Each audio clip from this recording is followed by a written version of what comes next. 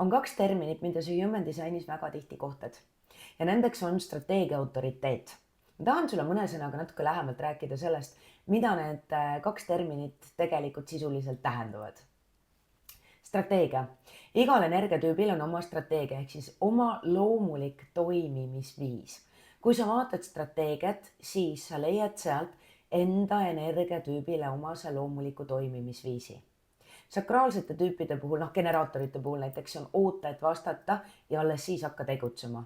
Manifesteerivate generaatorite puhul tuleb seal mängu veel sihuke tõehetk, ehk siis oota, et vastata, mängi läbi nüüd see mingisugune võimalus ja alles siis, kui sul see selline sisemine selgus on saabunud, kui su sisetunne on selle kinnitanud, alles siis asu tegudele.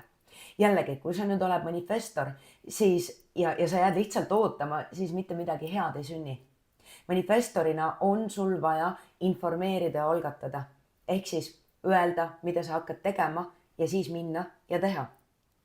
Nüüd autoriteedist on mulle meeldinud rääkida kui sellisest kõige kainemast, kõige küpsemast, kõige adekvaatsemast kodus olevast täiskasvanust.